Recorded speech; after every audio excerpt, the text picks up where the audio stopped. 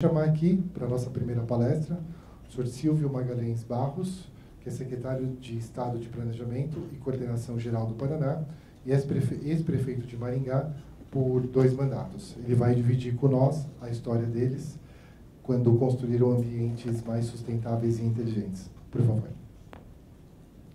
Obrigado, Vinícius. Boa tarde. Deixa eu pegar o controle aqui para facilitar. Em princípio, eu acabei mudando o conceito dessa conversa, porque dentro daquilo que o Vinícius falou, a ideia é compartilhar um pouco de experiências inspiradoras. A ideia é cidades inteligentes e sustentáveis, e o que foi solicitado para a gente, soluções sustentáveis para cidades do futuro ou para o futuro das cidades.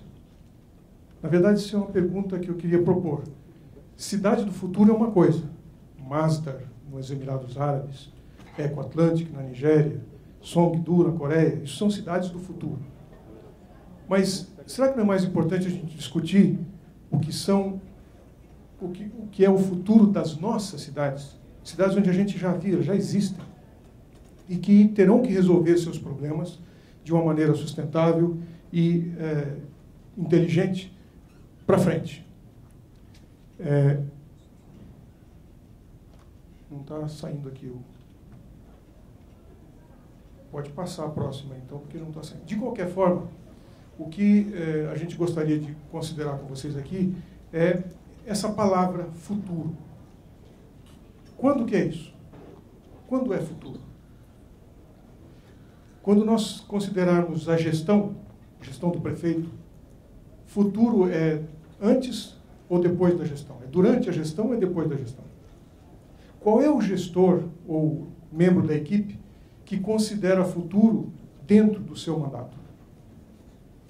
Ora, é importante isso porque as decisões e as soluções que a gente precisa buscar, quando nós estamos falando de futuro, provavelmente estão fora da nossa governabilidade.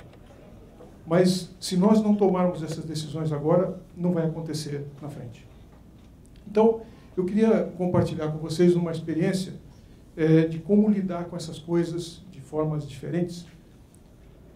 Assim que terminou o meu 2º mandato, eu fui embora para a África fazer trabalho voluntário.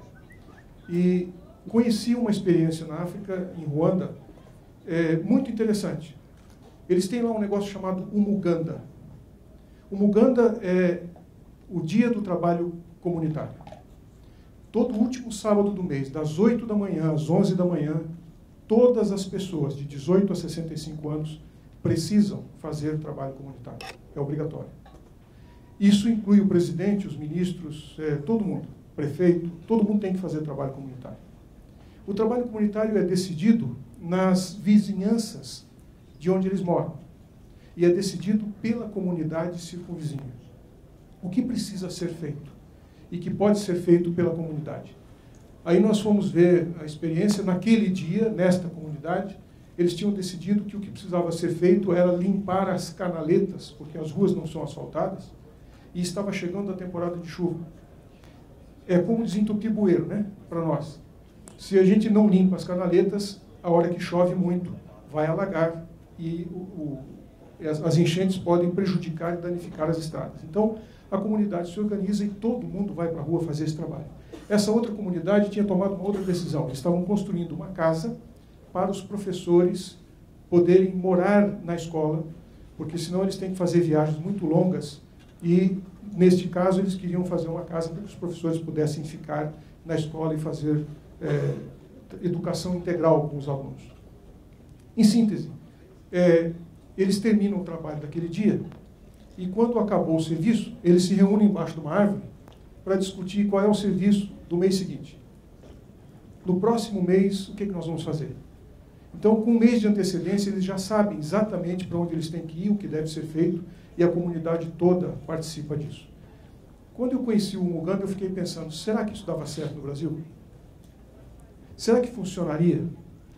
Mas, sabe, é tão interessante esse negócio que esse trabalho que eles fazem tem valor. Porque se eles não fizerem, a prefeitura tem que fazer, o governo tem que fazer. Então, o governo contabiliza o valor deste trabalho como contrapartida da comunidade em outras obras. Em vez da prefeitura entrar com uma contrapartida financeira, ela entra com contrapartida em mão de obra. Isso é contabilizado e depois o governo faz os investimentos que a comunidade precisa e que são discutidos embaixo da árvore. Isto é um processo de participação, de envolvimento da comunidade, pensando em soluções para que a sociedade tenha uma condição melhor. Quando a gente fala de sustentável, nós temos que ver de onde saiu isso. O desenvolvimento sustentável, esse conceito saiu da Comissão Brundtland e o conceito era esse: suprir as necessidades da geração presente sem afetar as possibilidades das gerações futuras suprirem as suas necessidades. Esse é o conceito de sustentabilidade. Para que a gente possa implementar isso nas nossas cidades, existem ferramentas hoje disponíveis que são resultado da inteligência, benchmark feito em lugares do mundo que talvez a gente jamais tivesse oportunidade de conhecer. O programa Cidades Sustentáveis, por exemplo, que é o programa brasileiro de Cidades Sustentáveis, tem mais de 200 propostas diferentes para que a gente encontre soluções inteligentes, soluções sustentáveis para as nossas comunidades, e está tudo distribuído em 12 eixos importantes, 12 eixos de sustentação desse programa. Está aí disponível para quem quiser aderir. As cidades que aderem, elas passam a ter condições de acompanhar nos seus indicadores esse processo. Mas não é esse o único. O programa de cidades do Pacto Global, que pertence à ONU, ele tem também a sua proposta, que é incorporar o espírito do Pacto Global, um programa de cidades focado na colaboração entre todos os níveis de governo, empresas e a sociedade civil, de forma a consolidar esses conceitos de sustentabilidade. Esses programas estão disponibilizados, o Brasil agora participa deles, e nós devemos cada vez mais estimular os municípios, porque aí estão soluções inteligentes. Mas isso carece de um plano, uma proposta. Qualquer plano, e já dizia Kennedy há muito tempo atrás, tem riscos e custos. Isso é óbvio. Quando você resolve fazer esses processos de transformação e implementar soluções inteligentes e diferentes, tem um risco e tem um custo. Porém, a longo prazo, falando de futuro, esses riscos e esses custos são muito menores do que os da omissão. E aí está uma informação importante. Vai faltar água, vai faltar energia. Estamos enfrentando uma crise hídrica e uma crise energética. Porém, olha só, isto foi capa de revista em março de 2011, falando especificamente da região metropolitana de São Paulo. Foi a capa da revista em 2011. Ou seja, para se chegar a essa conclusão, já se sabia disso há muito tempo. Janeiro de 2013, estamos falando sobre a falta de energia. Então, a omissão, às vezes, custa muito mais caro do que tomar providências no momento certo. A gente precisa planejar o futuro, porque, como dizia Mark Twain, é lá que nós vamos passar o resto da vida. Então, é preciso criar mecanismos para que o futuro esteja cada vez mais presente na nossa vida. Durante a Rio+20, eu estive participando em nome da Frente Nacional de Prefeitos, e esse cartaz estava pregado no corredor onde os chefes de Estado tinham que passar. Eu achei muito significativo para a gente, porque foi feito por crianças, as crianças para quem a gente diz que está deixando esse mundo, e o que está colocado aí é o seguinte: o futuro começa com as decisões que nós tomamos hoje. Isso foi um recado dado aos chefes de Estado. O futuro dessas crianças depende de decisões que nós estamos tomando hoje. E que decisões nós estamos tomando hoje em relação a cidades inteligentes e sustentáveis? O que é uma cidade inteligente? A sua cidade é inteligente? Vamos pensar um pouquinho. Eu não sei onde vocês moram, mas sua cidade é inteligente? Se ela não é inteligente, ela é o quê, então? Quem tem a responsabilidade de personificar a inteligência da cidade? Olha só quanta coisa não inteligente acontece numa cidade. Perder tempo no trânsito esperando o ônibus não é inteligente. Demorar para aprovar projetos e conceder alvarás, às vezes leva um ano para a prefeitura aprovar um alvará, aprovar um projeto. Arquivar papel, gestão física de documentos, isso não é inteligente. Imprimir carnê de IPTU, na minha cidade não se faz isso há quase 10 anos. Não tem carnê de IPTU mais, é tudo pela internet.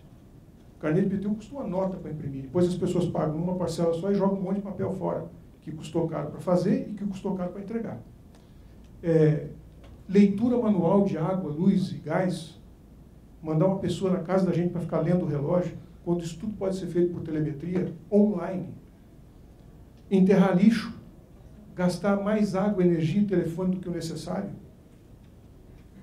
Edifícios públicos ineficientes, aqueles que custam mais caro para fazer do que para manter.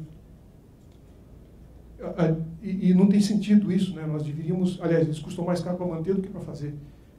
Você gasta menos dinheiro agora, faz a concorrência para fazer o prédio mais barato possível, e depois gasta uma fortuna para mantê-lo durante a sua vida útil, prestando um serviço, inclusive, que não é de grande qualidade. Pagar exames laboratoriais que são desnecessários. Enfim, quais dessas desinteligências não existirão daqui a 20 anos, no futuro? Fora do mandato da gente. Por que elas não vão existir? É isso que a gente precisa começar a pensar. Como, quando e por quem elas serão eliminadas? E quando é que a gente vai começar a eliminar essas desinteligências nas cidades que nós vivemos hoje? Eu estava olhando essa mesinha aqui e é isso que a gente está propondo. Precisamos ter equilíbrio na solução e na busca dessas soluções inteligentes para cidades sustentáveis. Imagine que uma mesa dessa tem um pé mais curto que o outro. Se tiver um pé mais curto, o que acontece com ela? Nada para em cima. Então, o governo, o setor público, o setor produtivo e o terceiro setor precisam estar em condições de igualdade. E isso impõe a gente uma proposta de participação, de envolvimento, para se manter uma cidade e tudo que a gente quiser construir em cima dela parar em pé, nós precisamos que haja equilíbrio nas forças da sociedade. Esse é um modelo adotado nos Estados Unidos, lá na África é o Umuganda, vai todo mundo pegar na enxada. Nos Estados Unidos é diferente. Eles têm um processo em que propõe às pessoas que deem 1 minuto do seu dia, 1 minuto, para a sua cidade. E uma vez por mês eles colocam uma pergunta. E a pessoa responde do tamanho do post-it. Não adianta fazer redação e nem apresentar uma tese de doutorado. É uma resposta. O que faria você andar de bike, andar a pé, andar de bicicleta ou pegar transporte coletivo na cidade de Chicago? Essa é a pergunta. Dedique 1 minuto para responder isso. E a partir daí, desse envolvimento da participação, as coisas podem acontecer. Em Maringá, aconteceu um pouco diferente. Não foi o envolvimento da população toda no Uganda, também não foi o Give a Minute oferecendo oportunidade, mas lideranças da comunidade, a sociedade civil organizada e, portanto, legitimamente representativa, se organizou num projeto chamado Repensando Maringá, criou um conselho de desenvolvimento para a cidade com o objetivo de pensar o futuro da cidade. E, a partir daí, começou a desenhar seus projetos. Isso foi feito em 1996. Eles produziram o primeiro trabalho, depois fizeram o segundo, Maringá 2030, onde a própria sociedade assumiu a seguinte posição: nós permaneceremos, os gestores passarão. Então, o gestor é um administrador contratado pelo voto para trabalhar para nós em cima de uma proposta feita pela sociedade.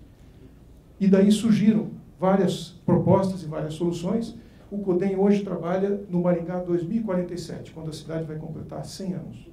Com as soluções do futuro, com as coisas que nós precisamos fazer hoje. Não tem cabimento uma prefeitura hoje aprovar um projeto de um edifício de alto padrão que vai ficar pronto daqui a 5 anos, sem exigir na garagem uma tomada para abastecer um carro elétrico.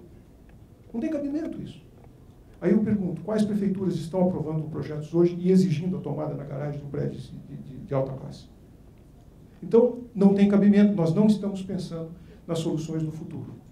O que nós queremos é isso, uma cidade diferente, com planejamento diferente, com sustentabilidade, com conceitos que são muito distintos daqueles que nós temos hoje. E é por isso que a nossa comunidade, a nossa sociedade está trabalhando e projetando Maringá 2047.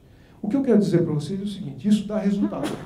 Está aí revista Exame falando sobre parcerias da iniciativa privada e agências para atrair investimentos, e é o caso de Maringá.